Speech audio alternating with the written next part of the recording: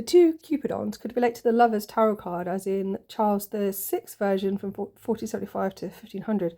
There are two Cupids hovering on a blue lake or something above three couples, the central one of which has an M-shaped headdress, presumably to represent Cassiopeia. The Cupidon hiding his eyes could relate to the idea that love is blind. Michelangelo created a standing Cupid statue, which was probably part of Charles I's collection, but likely was destroyed in a fire, perhaps related to the held up by standards, because it was a standing Cupid. Tenuous link, I know. Her strange perfumes, L'Aquaria, and My Nerves Are Bad Tonight all linked together. My nerves are bad could be like a neurological neurasthenia, introducing new, but you've got yes bad, as in so bad, so bad. For Civet Musk, I have a lot more research to do in this area, but I'm just going to say what I've already got. So there's a link with Queen Dido again, with L'Aquaria welcoming shipwrecked crew to a feast. And I did wonder perhaps if there's any links there with the shipwrecks of the Spanish Armada and or something that landed in Cornwall.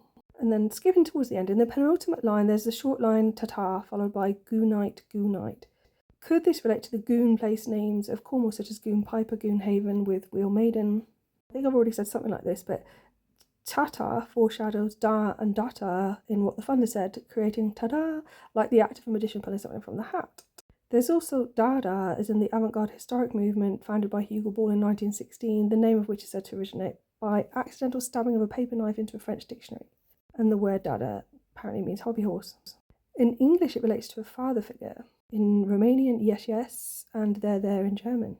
Could the hobby horse relate to the wooden horse of Troy, and likely also an asterism?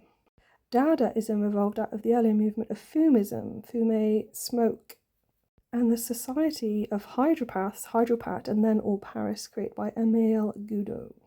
They drank a lot of absinthe, which would explain a lot. Anyway, I was just getting some of that down before I forgot it all again, and whilst it cooled down a little bit. So I'm going to go and do some painting. Thanks for listening.